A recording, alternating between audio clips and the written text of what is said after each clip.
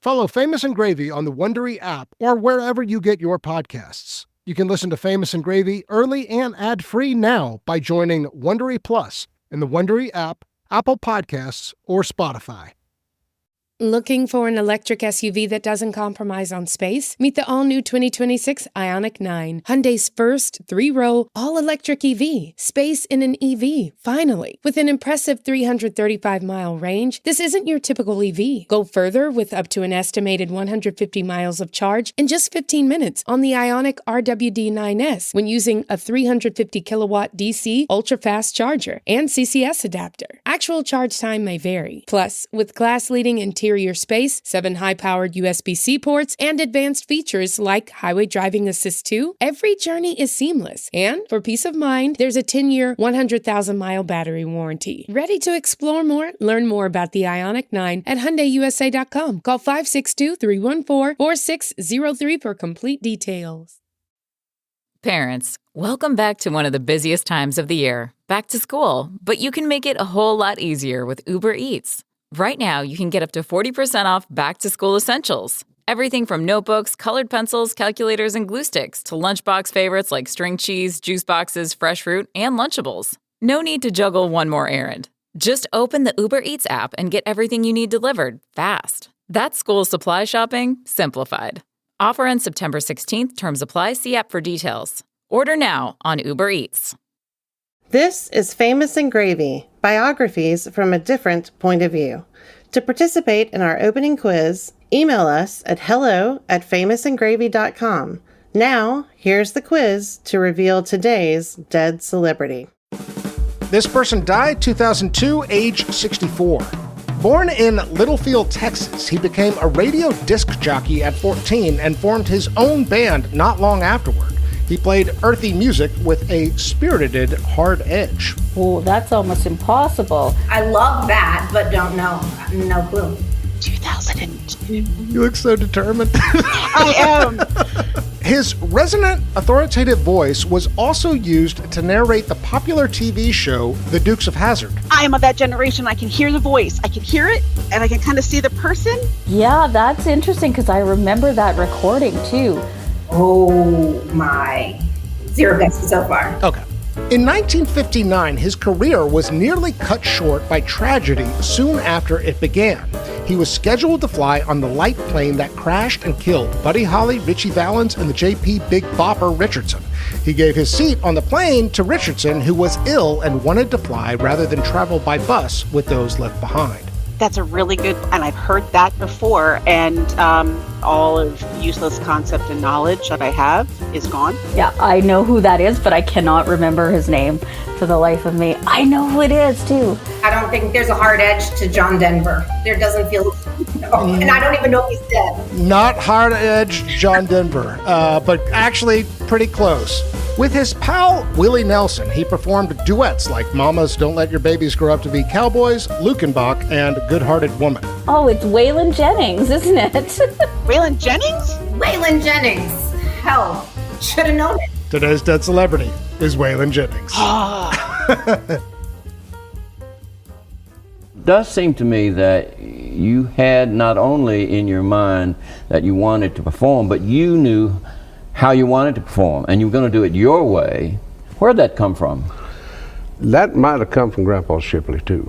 Everything he did was against the grain, you know, and I more or less did that, too. I never liked to be told what to do. I just didn't like to be told what to do.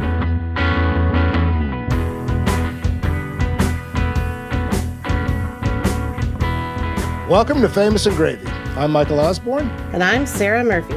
And on this show, we choose a famous figure who died in the 21st century, and we take a totally different approach to their biography. What didn't we know? What could we not see clearly? And what does a celebrity's life story teach us about ourselves? Today, Waylon Jennings died 2002, age 64.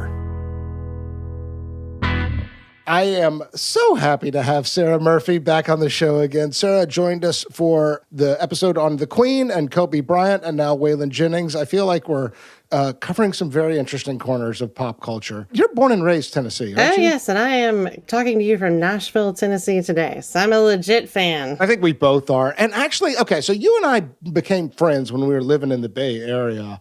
Do you feel like sometimes you have to justify or explain good country music to people who are not country music fans? I wanted to ask about this because I think that we're both Waylon Jennings fans, but I want to make the case that even if you're not, he's a figure worth understanding. Yes, I think I have a history of country music apologetics on many levels.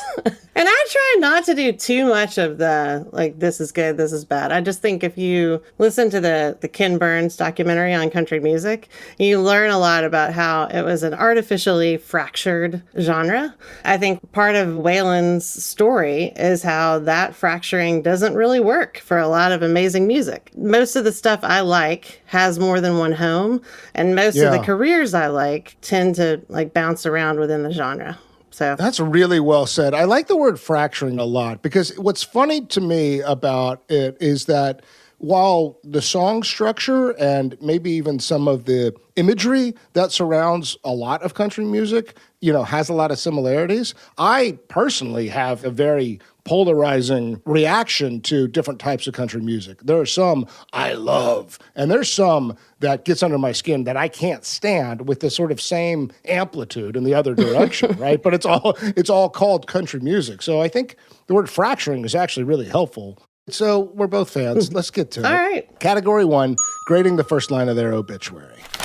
Waylon Jennings, who defined the outlaw movement in country music, died Wednesday after a long battle with diabetes-related health problems. He was 64.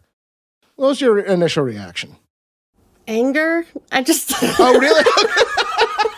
Rage? I just feel like for someone who had such a way with words and who lived a life that spanned so many experiences and who gave us so much within the art form, I was really upset. So they mailed it in. Yeah, they totally mailed it in. Did. There's so much you could have said. The rest of the obituary does get to it, but as a first line, come on. I know.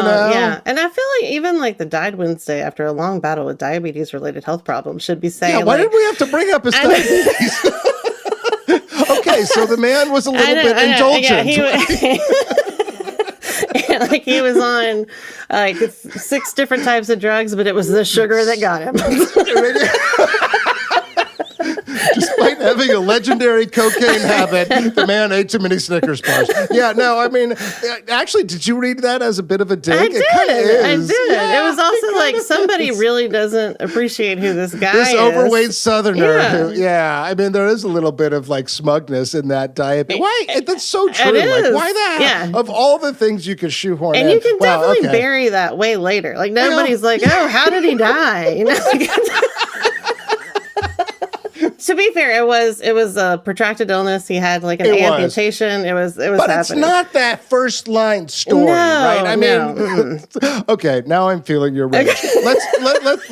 Let's see if we can't, give a little bit of grace here. I do like the one thing they say here, defined the outlaw movement in country music. He did define it, right? That he is a founding kind of figure in outlaw country, and that they separated outlaw movement as if it's a movement, as if it's like a community organizing, from country music, not outlaw country music. So I sort of actually liked that. Even there, though, I had a bit of a reaction because Waylon himself would say this was really a marketing thing. Yeah. Right? Outlaw country music was very clever and effective marketing language to promote a certain flavor of country music. But it has a little bit of political overtones that can give me some pause, I don't know if it communicates exactly why I love it. Outlaw makes it seem like it's about story, not about a certain aesthetic. I don't know. I mean, does the language around this subgenre of country music give you pause? Yeah, I actually thought outlaw movement was a little wrong. I mean, I think the idea was that they were doing something different. They were making music their way. They built friendships on that. And it's rebellious, and I think that's what the outlaw but movement does feel, I mean, the only movement was to have some outdoor festivals, like it wasn't. Yeah, you're right. It's not like it was a political movement, and it makes it read that way. Yeah. Okay, you know what? I was trying to be graceful. I think I completely agree. I totally take back what I said a minute ago. I read some other first lines when I look at this, and there were some other first lines that were able to reference Maverick, outlaw, his monumental success. Oh, you mean other first lines of Waylon? Yeah, of Waylon's obituaries. And just and they were able, some of them even referenced Buddy Holly. Like, they were just able to do a lot more with the first line. And so there was opportunity there for that, right? That he's actually kind of a fascinating folk figure and an important part of American pop culture. This is a mail it in. This is really a sophomore effort. And it's a little bit, I don't know, it reads like a cautionary tale. Like, he was an outlaw and he had a long battle with diabetes, and I'm just like, I don't know. You know what? I am rageful too. Okay. I'm ready to give my score. Let's hear your rage. You talked me down. Okay, so I have this problem where I've given like an almost perfect score and a 4 for the Queen. Yeah. And the problem is this is worse than the Queen's, so I went with a 3. I'm going 2. Okay. You talked me down. Okay, I'm going 2. I'm sorry. Like, one of the things I want in the first line of an obituary is a hint at story, intrigue, honoring somebody, and like the opportunity to write like a great line. Yeah. This is such a fumble to me. Like, the more we talked about it, great. Outlaw country music. If you didn't have in there, that would be like negative numbers. Yeah, right? and Of with course you're going to say songwriters outlaw especially, country. like, they wrote the lines for you. Listen to some music, Right, exactly. But I also really take your point that there feels like an almost insult here. Yeah. Like the cautionary tale, sure. But I think that there's actually a lot of redemption in his life, too. His story is not a cautionary tale. Yeah. So even that feels wrong in its implications. I agree. So, I agree. Yeah, 2 and a 3. All right, Do 2 and a 3. Do better. Love All our right. boy. Love our man. Well, that's a good segue. Category 2, 5 things I love about you. Here, Sarah and I will develop a list of 5 things that offer a different angle on who this person was and how he lived. What do you got for number 1, Sarah? So I started with outlaw. And by outlaw, I mean somebody who operates outside of a definition. He did operate outside of some norms within Nashville. He made a point of building his career actually out west after having been to Nashville. A lot of that he learned from Buddy Holly. I mean, he would say things like, these producers thought that the records were there. Yeah, I mean, when he gets to Nashville, he encounters a lot of convention and a kind of system, right, and a process. They didn't want you to have ideas. They wanted you to come in and do it like they had a thing called the Nashville Sound. And me and the Nashville Sound was like oil and water. It just didn't mix. There was no edge to that music. It was one thing, and everybody recorded, and it all sounded the same. And it was the thing that worked. I didn't want to destroy that, but I didn't want to do that. I mean, he gets signed by RCA. That's how he meets Willie. So in some ways, like, they find each other, and they're like, we have an opportunity here. How are we going to stay ourselves? That friendship, and then you got Johnny Cash and Chris Christopherson. Like, every single one of them had like a really hard fight with drugs and a lot of things going on in their lives, but they were honest. They were 3 chords in the truth writers. Yeah. And I love that was a relationship that was able to last. And it was not without conflict. I mean, Willie will say they were like an old married couple. They fought about everything. So wait a sec. Let me just to clarify. Are you talking about his friendships or are you talking about his relationship with Nashville and the music industry or both? I'm talking about both. I think that was what was in the friendships. The friendships he was really able to gather were people who were wanting to do it a little bit differently. Yeah, no, it is all of one piece, that there is this Nashville establishment that makes a certain kind of music, and there are artists who are country music artists, but who want to rebel and create and work outside that system. That is the outlaw country crowd, the figures you named. Yeah. It's interesting. I think of him as such a Texas figure, and I assumed that he moved back to Texas, and I think he found himself and his style in Texas, and certainly in collaborations with Willie, but he was very much a Nashville figure too. Oh, I mean, yeah. He lived there his entire adult life for the most part. Well, all that Arizona time too. So yeah. Well, yeah. So he's and that's where like so Jesse's from there, right? So that's where they end up. I think that was what was interesting, and he used to give advice like make Nashville come to you, don't go to Nashville. Like Willie met him out there, like that. Johnny met him out there. Like it was kind of an interesting dynamic. That he was able to get this steady job at $400 a week. And Willie said, don't leave. And he's like, he didn't listen to me. He came to Nashville anyway. Well, but I love your analysis and dissection of Outlaw, because what I hear in that is artistic and creative risk-taking, and you're not an artist unless you're trying something different and risky and outside of established norms and pathway to rich and fame. And I mean, they sang each other's songs. It was like there was a shared creativity that was really amazing. 100%. All right, I'll give you my number 2. I mean, the legend is real. Like, he has legendary stories.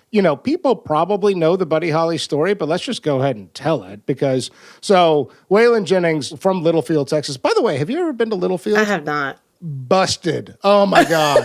Like meth and nothing. And like, it is such a bummer. Not to Thank you, Littlefield friends of the show. Look, we're not.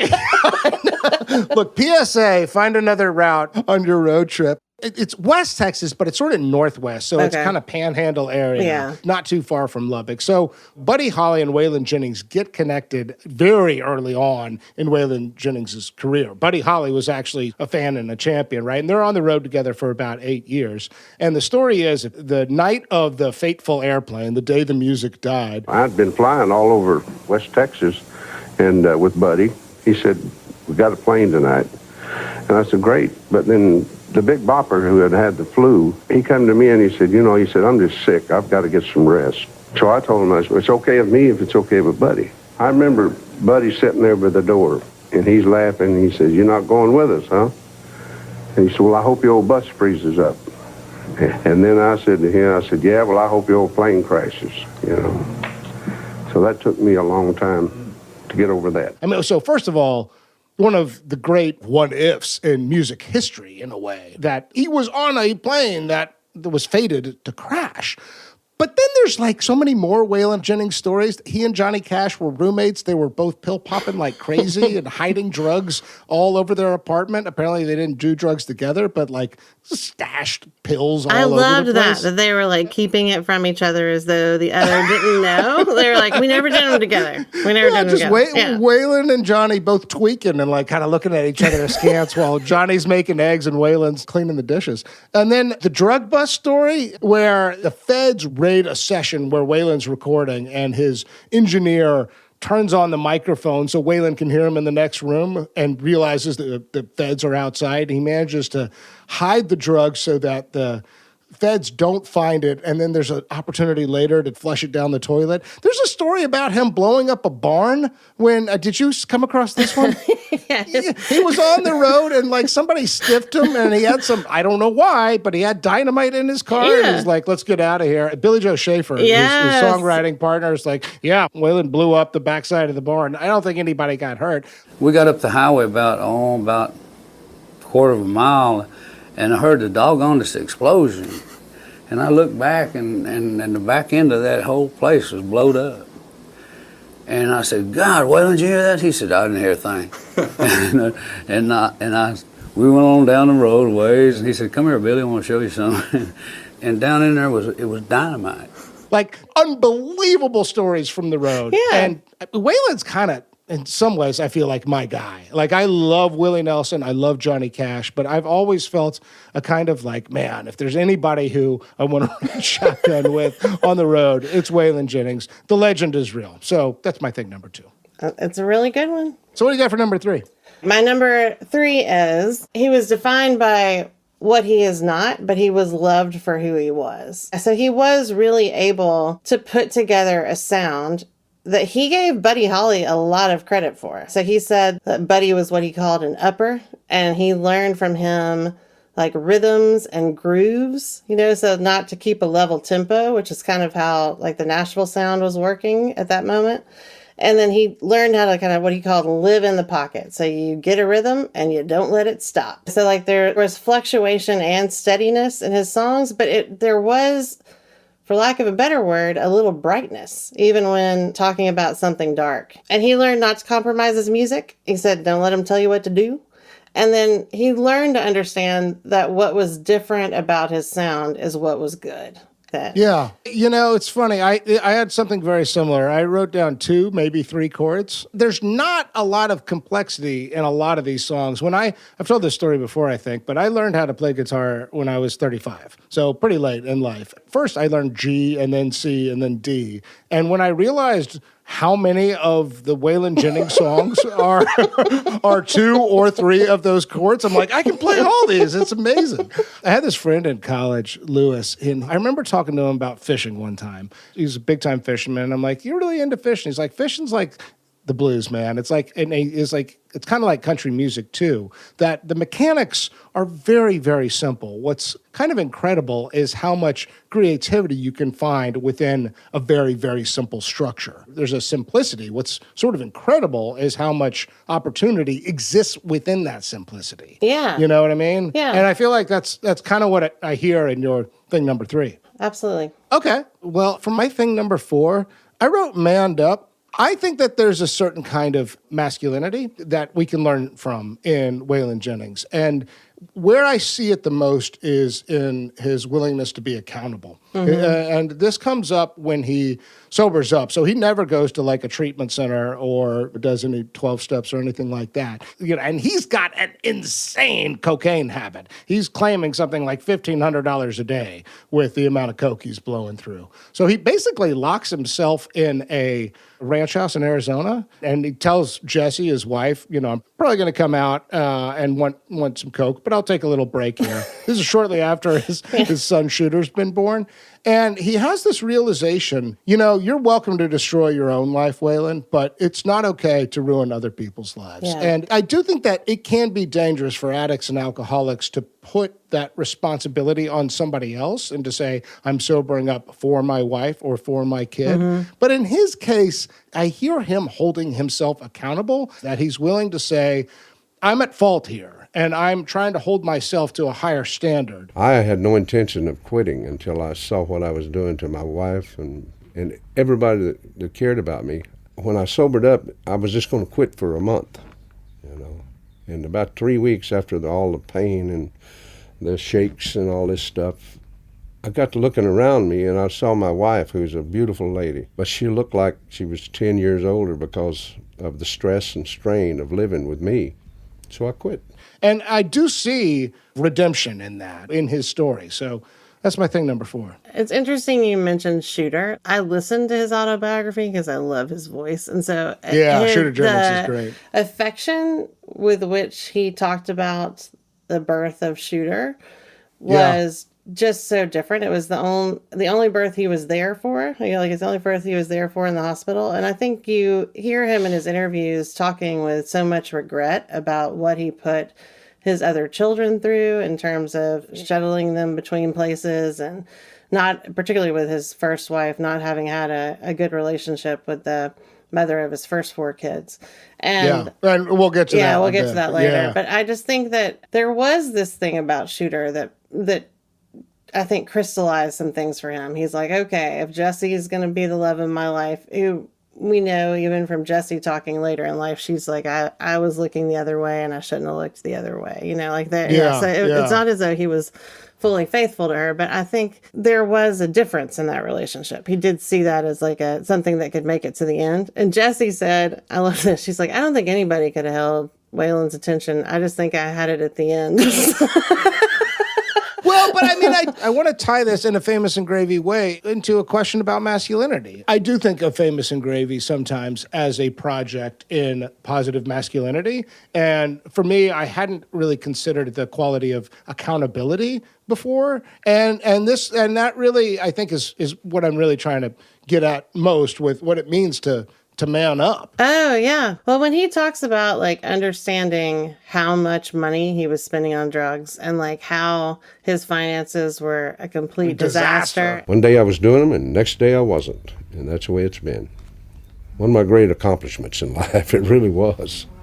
The doctor said 2 or 3 million to 1 that anyone could do it like that. See, I was doing $1,500 a day. It's what my habit was costing me. Ooh, I wish I had that money back. I thought that was actually one of the better accountability moments. And he was like, and the problem was me, because they would come to me and I'd say, go figure it out. So he knew that he was like being irresponsible. Yeah, not attentive enough, like just not on it. All right, what do you got for thing number 5? So I just didn't understand the poverty from which he came. Poor. This is Littlefield, man. But this is picking cotton without shoes on with your family. Yeah. And the idea that he was able to do that and then still find a guitar to play, and then his mom ultimately gets him his own, and then he has a radio show at 14. He has a half-hour radio spot at 14. And it's really because of the radio gigs that he meets Buddy Holly and things start happening. And he drops out of high school in 10th grade, and he does end up taking his GED when Shooter's about 10. Did you ever understand why he got his GED? I could not for the life of me figure out why he would put himself through that. I heard his speech. Yeah, he did a big discussion. There was a big presentation in Kentucky with the governor and the first lady. And he said that it was because he was always afraid Shooter was going to ask him how far he got in school. And he didn't want to say that he hadn't finished high school. But he said, and then Shooter never did ask. And I decided to make this commitment to take the test. And then I had to learn fractions. And Shooter was about 10. So Shooter taught me fractions. In terms of humility, it was kind of interesting. Yeah, humility and accountability go hand in hand. I think your point number 4 and my point number 5 are really paired. I mean, he does talk a lot about how he and Johnny Cash have very similar stories. Johnny Cash also grew up in that level of poverty, literally dirt floor homes. Oh, yeah. But also, I think if you look at the combination of having had that many of your friends die when you were 21 and knowing that you coulda, woulda, shoulda been on that plane, and then having come from that type of destitution and know that you could survive it, it kind of makes his fearlessness make a lot more sense. I mean, what can touch me? No, it's true. I mean, there is and I mean, he talks about with his cocaine habit, I must have had the constitution of 15 men. Nobody could put the kind of drugs into their body that I could handle. Awesome. All right. Well, so let's recap. So, number 1, you said... I said the outlaws and the actual friendships of the highwaymen. Number 2, I said the legend is real. Legendary stories. Number 3, you said... He was defined by what he is not, but loved for who he was. And that a lot of that was kind of built on what he learned from Buddy Holly. Number 4, manned up, willingness to be accountable to himself. And number 5, the level of poverty from which he came, his ability to rise, was really impressive. All right. Awesome list. Let's take a break.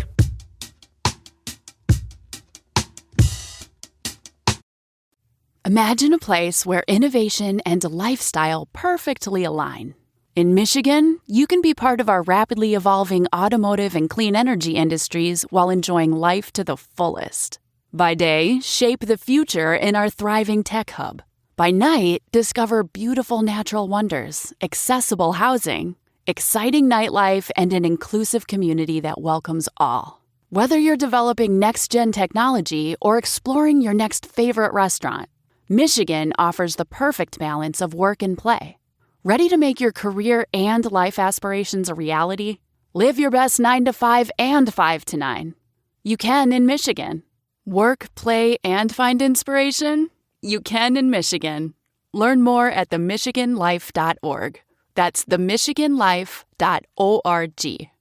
Okay, category 3, One Love. In this category, Sarah and I will each choose one word or phrase that characterizes Waylon Jennings' loving relationships. First, we will review what we know about the marriages and the kids. So, 4 marriages. Marriage number 1 to Maxine, 1956 to 1962. Waylon was 19, divorced at 25. They had 4 children. Then he got married to Lynn from 1962 to 1967. So Waylon was 25, divorced at 30, 1 adopted daughter. Then there was Barbara, 1962 1967 and 1968. This one sounded like a total disaster. Married at 30, divorced at 31. And then finally, Jesse Coulter from 1969 to 2002 until his death. So 31 when Jesse and Waylon got together. They had one child, Shooter Jennings, who is still very much a figure in the country music scene. Okay, Sarah, what'd you have for One Love? I love that you're laughing. Waylon's such a, I don't know, he's such a scoundrel. There were just so many contenders. That was like the part that really, because, I mean, first of all, you just say good-hearted women in love with a good time and man, and then you're like, there were some times those ladies weren't so good-hearted. And then... Lonesome Ornery and Me. Like, there's so many Waylon songs that were like, it doesn't take much to deduce where these songs are coming from, Waylon. Like... Yeah. But I think that the way he was able to live with his life was to keep moving on. And I think he actually has a song he wrote about his ex-wives called Right for the Time. Yeah. So is that your word or phrase? Yeah, that is it. It is right for the time. And the full phrase, the chorus is, but she was right for the time. She was right for the time. But time has a way of moving on. Okay. I mean, but let's dissect that a little bit. I mean, it's funny. I've been having a lot of calls with Famous and Gravy listeners, and when they go back into the back catalog, the way I talk about marriage and monogamy, they're like, Michael, you need to, some of us don't get paired off, and I think you're making this a little too important.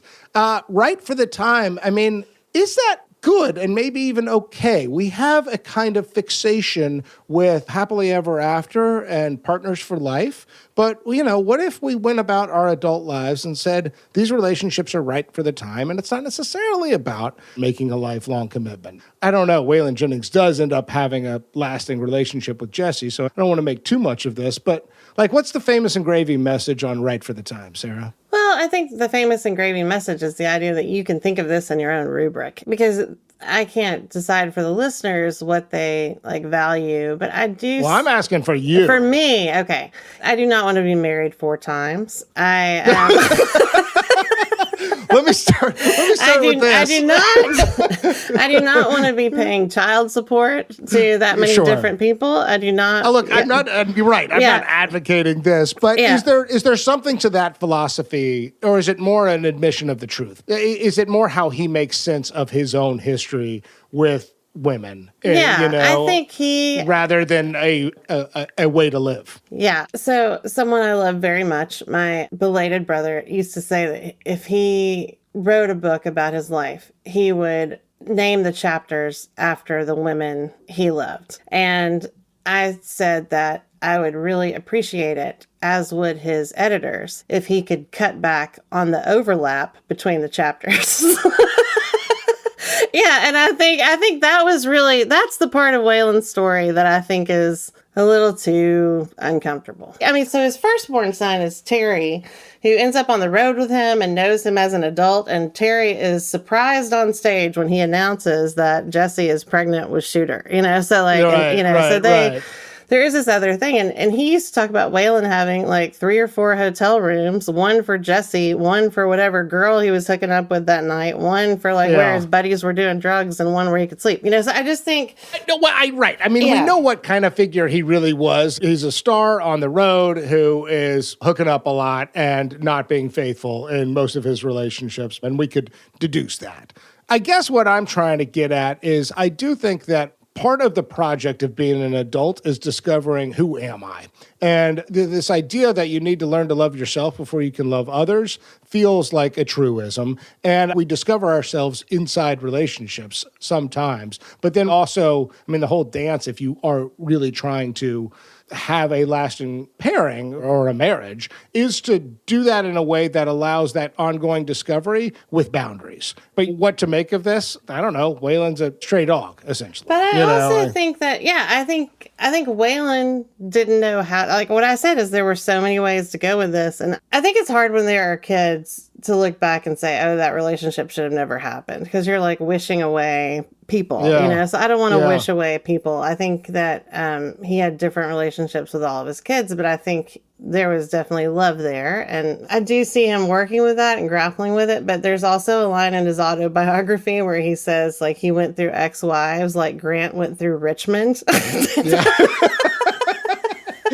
And so, Right for the Time is like a much more ameliorated version of that. I wish that he had been able to be single for a minute or two between each of these relationships, but he was Tarzan, like swinging from rope to rope. So I mean, I remember Amit saying in the Kenny Rogers episode that Kenny Rogers is chain-smoking marriages, and this is what this looks like. He's chain-smoking marriages. That is that is such an Amit line. That is perfect. Yeah, that's great. That's great. Well, all right, I had something pretty similar. Okay, every time I get ready for a Famous and Gravy episode, one of the first things I'll do is start reading Wikipedia and following links. There was a line that came up in Wikipedia, uncited, even though it's quoted, that said he had a spanky twang guitar style. And the term spanky twang just cracked me up. I think that's a funny phrase.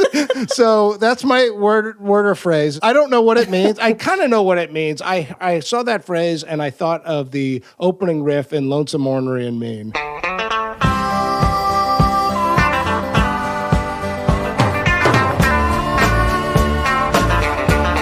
I started thinking a little bit about Luther Perkins, who played in Johnny Cash's band. And Luther Perkins is really the guy who creates the sound that we're so familiar with in Johnny Cash songs. And whenever he was asked about his guitar playing style, he had a line of like, everybody's looking for a certain kind of rhythm, and I found it. I think that that's kind of what Spanky Twang is with Waylon Jennings, that he was looking for a certain kind of fit. And I do think that for all of the tumult and everything he's putting Jesse through, I do see a durable, loving, understanding marriage. Oh, yeah. Mm-hmm. That once he kind of locks in on her, I mean, they are partners, and it does look like a marriage that I'll never understand because it exists within a certain subsection of the entertainment industry, but it looks like love to me. Yeah, absolutely. All right, category 4, net worth. In this category, Sarah and I will each write down our numbers ahead of time, and then we'll talk a little bit about our reasoning. We'll then look up the net worth number in real time to see who's closest, and finally, we will place Waylon Jennings on the Famous and Gravy net worth leaderboard. Okay.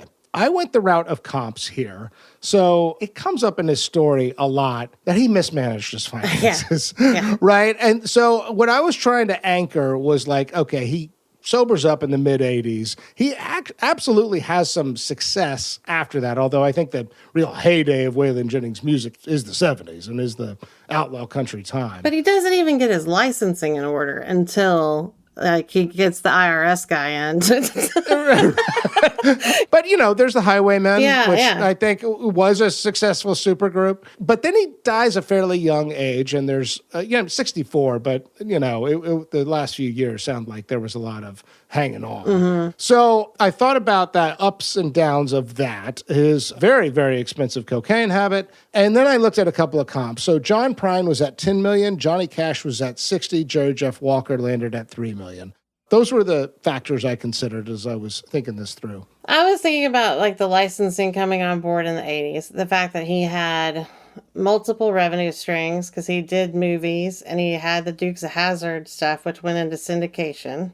And the song, it was his biggest hit ultimately because it just, got played so much. So that was really where I was trying to think is like, would he have had more money than Johnny Cash or less? And I think he would have to have, So that was really where I was. Yeah, I mean, the thing with Johnny Cash landing at $60 million, so much of that is he had this fourth quarter run with Rick Rubin. Yeah. And Waylon's life was cut short in a way that he might have had a similar journey. Yeah. But all right, well, let's go ahead and reveal. Okay, so Michael Osborne wrote down $12 million.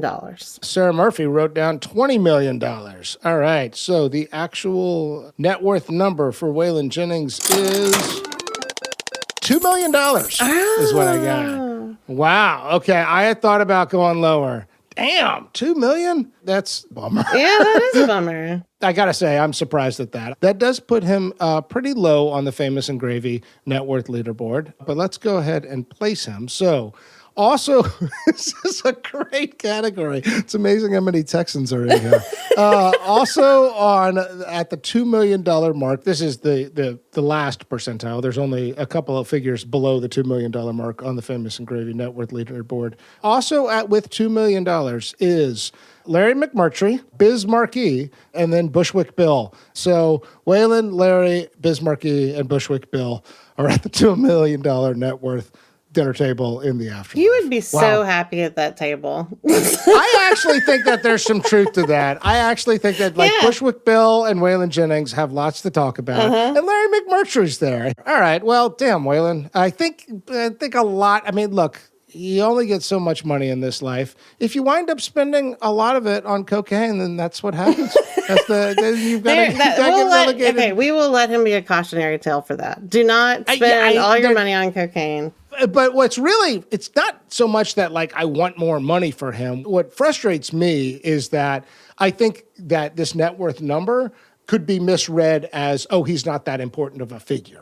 And I think that he did change country music, and I do think that he is an essential figure in entertainment history overall. And so I just don't want this to be misread. Okay, category 5, Little Lebowski Urban Achievers. They're the Little Lebowski Urban Achievers. Yeah, the Achievers. Yes, and proud we are of all of them. In this category, we each choose a trophy, an award, a cameo, an impersonation, or some other form of a hat tip that shows a different side of this person. What did you go with? It hasn't come up yet, so I'm going to actually change direction. So I did not understand the poverty from which he came. I did not understand the heights to which he rose. He is the holder of the first country music platinum album. Yeah. That is a really big deal. I didn't realize this until we really got into this, that this album you see on the screen was the first country album to ever go platinum.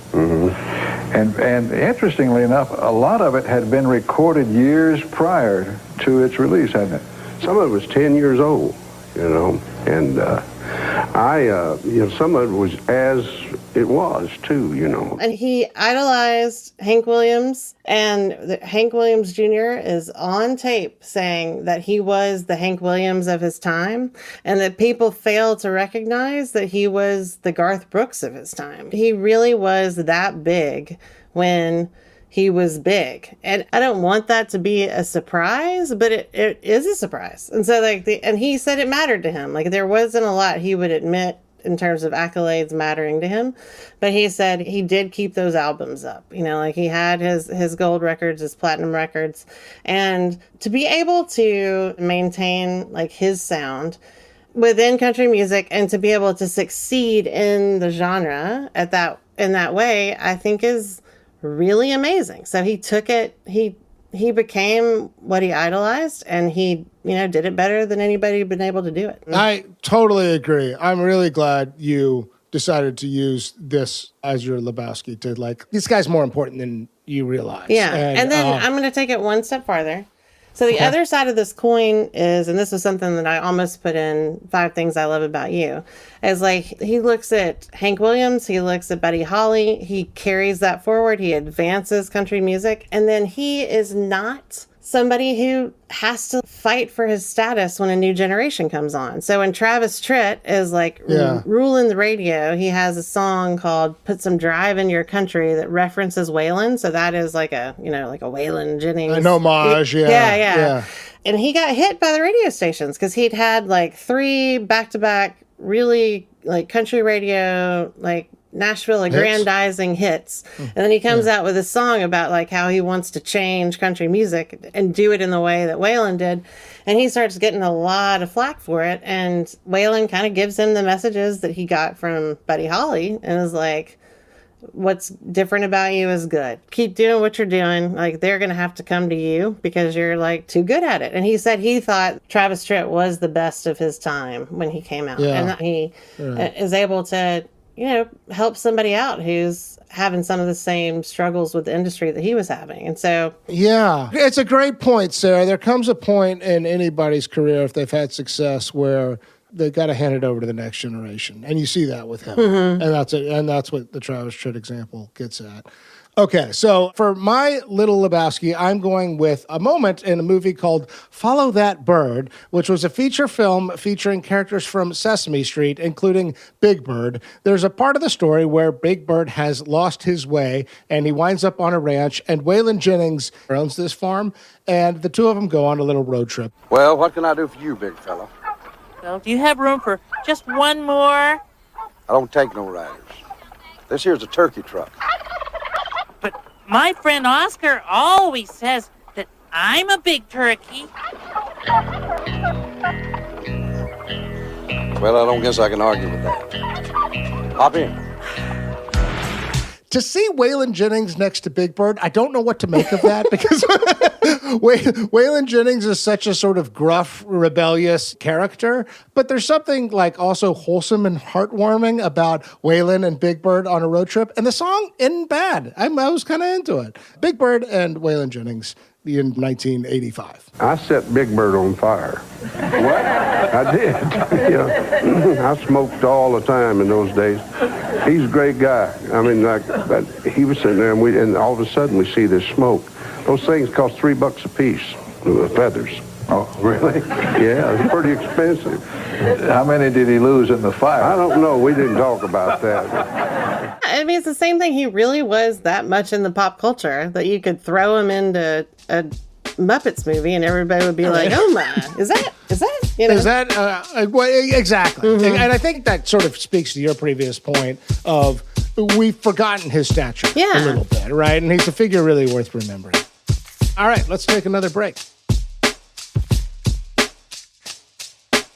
Okay, category 6, words to live by. In this category, we will each choose a quote. These are either words that came out of this person's mouth or was said about them. What did you go with? I did go with a lyric. I think, so Shooter at his funeral sang, I've always been crazy. And I do think that like his... Which, if people don't know that song, I've always been crazy, but it's kept me from going insane. Yeah, nobody knows if it's something to bless or to blame. So far, I ain't found a rhyme or a reason to change. I've always been crazy, but it's kept me from going insane. And it has verses about like various parts of his life, but I just do see music as having been what allowed him to keep going and very difficult times. Like when he calls Buddy Holly an upper, I mean, then after spends his life addicted to uppers, you know, or a good chunk of his life. For a big amount. You do see him needing something that he lost and like trying to be resilient enough to keep moving is not easy. And the way that he was living his life, like it was a very high risk existence. Yeah. And I just think in the same way you see somebody building his passion, this was his survival mechanism. Like this this was how he coped with how life came to him. And I think it was why he was so believable. Like he did, like you look at him in his early career, he's in like a tuxedo and smooth back hair. Like the first picture of he and Willie out in Arizona, you're like, who's like... Total like rockabilly look. And even that famous picture of him and Buddy Holly in that New York terminal in the photo booth. Yeah. I mean, he totally looks like belongs in the 50s and Back to the Future or something. Yeah, right? Exactly. Like, whose debutante ball is he attending tonight? Like, in the end, he's like, he could barely, I mean, maybe he couldn't afford sleeves if he only had $2 million, but he was, it was just a very different vibe altogether. I love that, Sarah, because I actually do think it's something that's been coming up for me a lot in my life. This is another famous and gravy point, is I think we all need a creative outlet. That was something I feel like I heard at a young age. Yeah. Somebody said, it's good to have a creative outlet. As the older I get, the more I realize that's not just about a hobby or how to spend your time. That is a mechanism, whatever your creative outlet is, for getting in touch with your soul. There's some level of that is a part of you that is looking for a way out, and that is a creative spirit that exists in all of us. I think on Famous and Gravy, we look at a lot of people who have had creative journeys. Sometimes that's wayward and sometimes that's not. But with Waylon Jennings, that impulse to use music as a way of keeping in touch with his soul exists for his entire life. And it's very well encapsulated in that words to live by that you had in that song and what Shooter had to say. Yeah, and I think for Famous and Gravy, not just as a listener, but even as a co-host, I think part of why you found friends who are like so happy to join you in this, like something like what the Outlaws are doing, is like I have a day job, but I do want to think about things I like. And so we can look at these lives and say, I mean, if you were going to make like Venn diagrams of my interests, we've already hit England. We've already hit basketball. Well, now we've hit country music. Like we're going to hit Southern literature soon. You know, like these are like the parts of me that I don't otherwise get to prioritize, you know? And and talk out, right? And make sense of. Yeah, and I started a brand new job and I was still like submitting a conflict of interest request because I was like, I want to do this. But please, is there a way I need we to can be do on this this? podcast. I mean, what I do every day is so far from a dead celebrity podcast. It's amazing, but it is a creative outlet. I'm so glad to hear you say that. Yeah. This is why I have been asking you to come on the show. And I'm really glad that this show has found you at this stage of your career and life. And that's exactly the point I'm making. All right, well, let me give you my words to live by. There's a 1988 Spin magazine interview that is probably my favorite interview with Waylon Jennings. There is a moment where the interviewer says, I have a Willie Nelson for president bumper sticker, and Waylon Jennings says, you do? Burn that thing. If there's anything you don't want, Hoss, it's Willie Nelson to be president. I mean, you don't even want him to be secretary of, you don't want him to be a dog catcher. I love that. All right, towards the end of the interview, the interviewer asked him, what would you like to be remembered for? He says that a person can blow it, can make it and blow it and hit bottom doing drugs and come back and be able to survive that and to do something worthwhile. This is his story. There is one of redemption. He does hit a bottom. He does blow out all his cash. He should have had more than $2 million at the end of it, but that he still is finding meaning and purpose for the duration of his career. There's something that encapsulates what I want people to hear in the Waylon Jennings story in that quote. And what do you want to be remembered for? Well, here you go, Waylon. You know? Yeah. All right, let's move on. Category 7, Man in the Mirror. This category asks a fairly simple question. Did this person like their reflection, yes or no? This is not a question of beauty, but rather a question of self-confidence versus self-judgment. Do you know who Michael Madsen played Mr. Blonde in Reservoir Dogs? Oh, okay. Yeah. He's got a little bit of like the way he'll kind of like squint his eyes, you know, it's kind of like cool guy squint eyes. Waylon Jennings has that look too. If you watch some interviews, he kind of like blinks at you and he's staring you down in a Mr. Blonde kind of way. Anyway, how did you think through Man in the Mirror? I think absolutely he does. I think totally right, like super like obvious self-confidence in this man, and I think that my thing number 4 about accountability and willing to like man up, that seems to come from the inside out, and that is a total Man in the Mirror quality. Yeah. I think he's a handsome devil in a way, and in a kind of rugged good looks. I don't know. Actually, that's a good question. Is he handsome, Sarah? Yes, and he's way more handsome. I mean, like he's like way more obviously handsome in those pictures. We were like, who is this guy? But like in the 50s, you mean when he doesn't have the facial hair and the shaggy hair? Yeah, where he like is less persona and more. He's not less outlaw before he's all scruffed up by the counterculture. Yeah. and some of that would be age, and he's like, well, I'm not what I was. There is a video, or like he and Johnny are looking at themselves on video, like back in the day. Johnny was like, that's a handsome man. I always understood him to be a kind of, I mean, he's a man's man too. And he's a ladies' man. Like that's what I'm saying. He is a ladies' man. You do not doubt that the man had charisma, so you weren't and was an attractive figure to whoever. I mean, so handsome, but the question is always about self-confidence versus self-judgment. I also see the self-confidence coming through. I think it is about, to my previous point, of being able to be in touch with his creative spirit. I think it is also in his accountability to himself, which is where that's, again, what this category is all about. Am I judging myself, or am I manning up? And I see him as a kind of figure who mans up. I mean, I think he did have survivor's guilt. Survivor's guilt around Buddy Holly in particular. Yeah, I mean, getting through that flight. But I think that, like, the back 2/3 of his life, it's almost like bonus time. So he's survived all this poverty. He's like made it into the music industry. He gets to the top of the mountain. He like reaches his goals. He's like helping people up. He's got a good group around him that love him, even though they're, hiding. There's some hangers on. Yeah. And there are people taking advantage of him. But, and he would Hell's Angels in particular. And he did say that at times he thinks he was buying friendship, but because he said it could be a very lonely place. But there was a confidence about him that I don't think you could fake. Totally.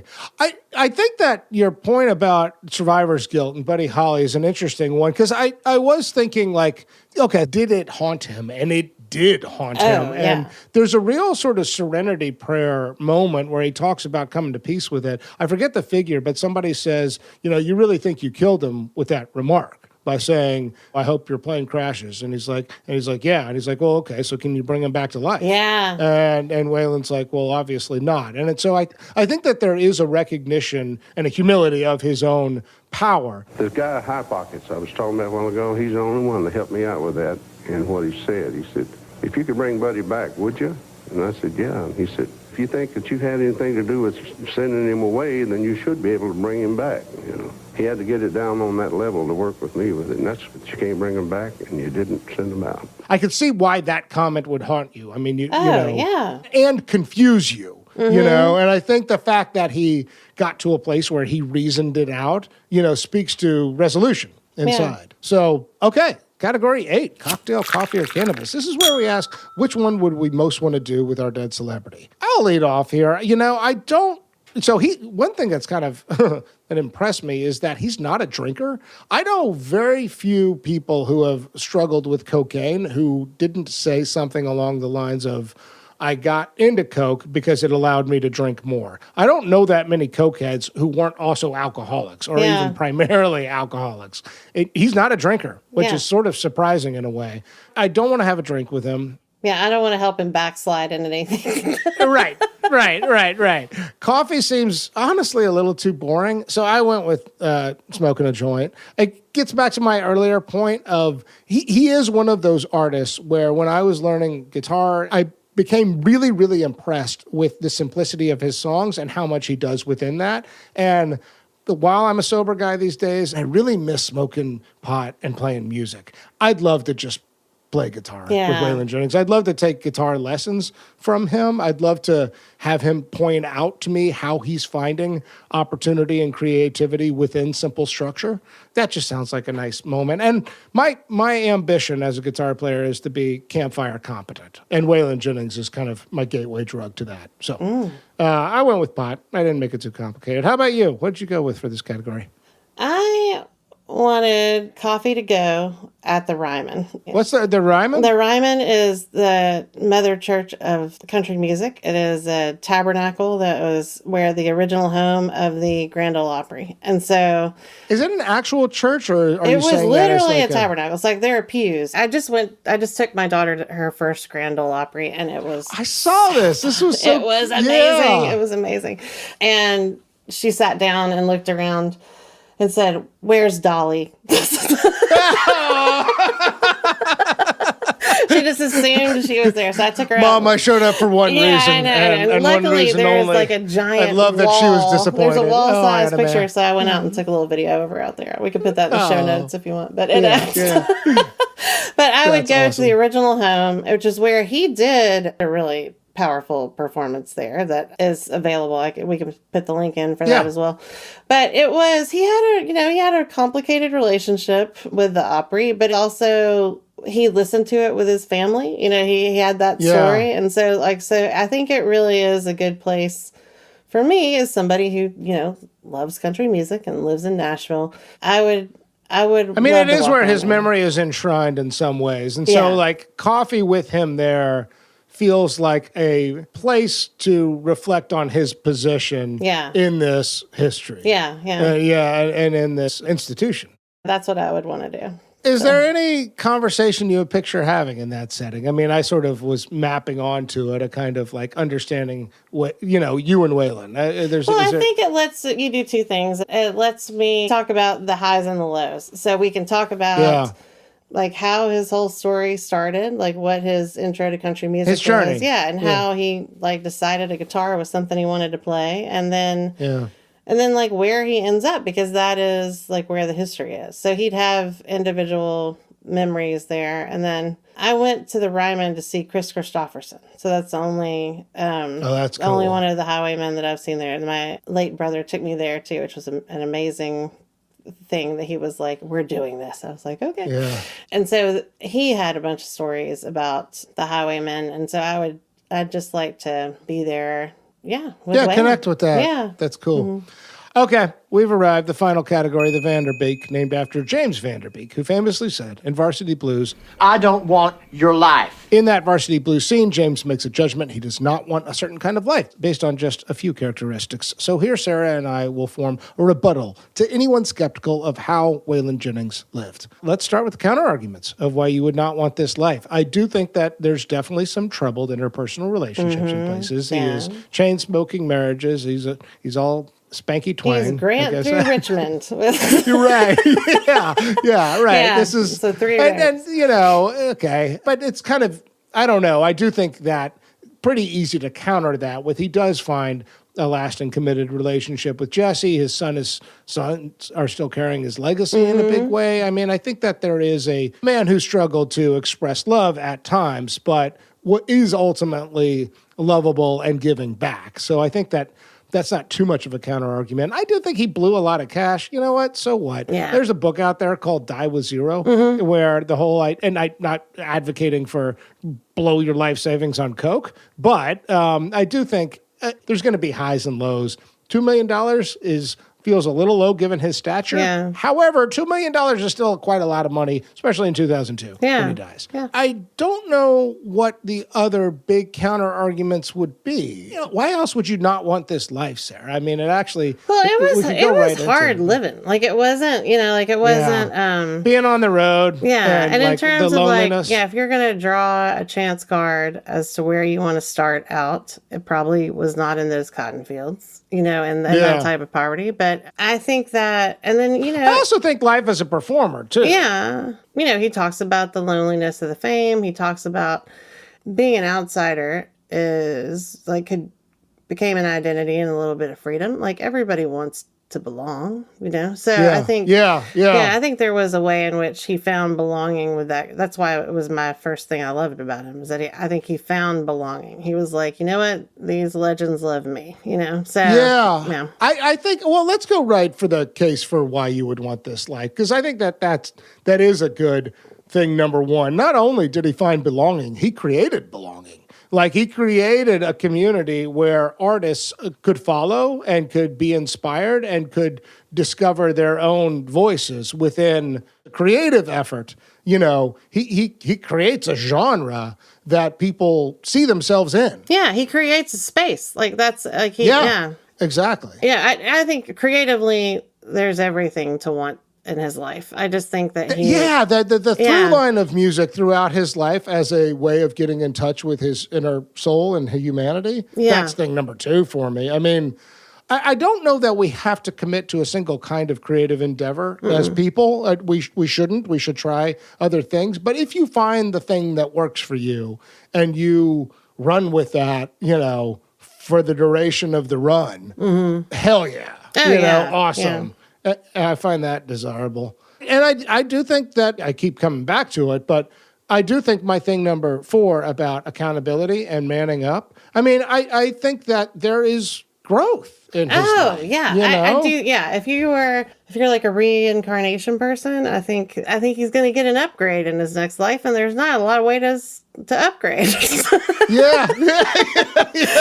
I just think, I think that there was something about that. And I do think, I know the road to hell is paved with good intentions, but I think for a lot of people, the road to heaven is too. And I think he always said, he's like, I know I never meant to hurt anyone. Like that wasn't, I wasn't out there. That's an interesting point, actually. I think something that has been true for me in recovery is like coming to see that I caused pain without realizing it. One of the things that happens with when you're caught up in addiction and alcoholism is that you are so self-centered that you don't see your impact on other people. And some of that is straight up negligence, right? It's not necessarily that you beat somebody up or caused emotional pain by, being a complete jerk. It's that you were so self-centered, you didn't see that other people needed you and wanted your love and wanted your attention.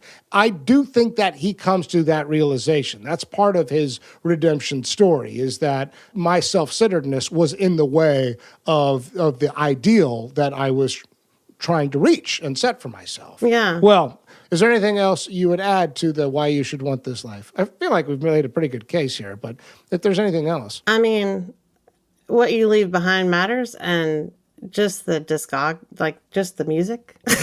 Yeah. It's not a small thing, and I do think that he also, I love like this Dolly Parton model, I call it, where you like forge a path and pave a road, like that. And he did that. Yeah. All right. With that, James Vanderbeek, I'm Waylon Jennings, and you want my life.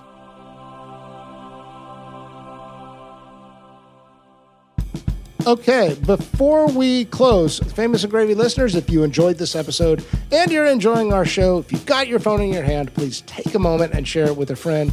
We are trying to grow our show one podcast listener at a time. Sarah, speed round, plugs for past shows. If people enjoyed the Waylon Jennings episode, what else might they like from the back catalog? There is a story of Shooter Jennings's christening where one of Waylon's daughters brings a guy she had been dating who was a songwriter to the party, and she has not told him who her family is. And so she walks up and says, "This is my dad, Waylon Jennings." And the guy's like, and Waylon said his eyes popped out like on hee-haw, And he goes, and sitting to my left was Muhammad Ali, who was Shooter's godfather. Yes. And on my right was Johnny Cash. So I would recommend that trio. I think that's that episode, Johnny Cash. That's the Famous and Gravy trinity for this episode. I think it would be Muhammad Ali and Johnny Cash. I love it. So those would be episodes 31, The Greatest, Muhammad Ali, and Johnny Cash, episode 84, Vocal Bedrock.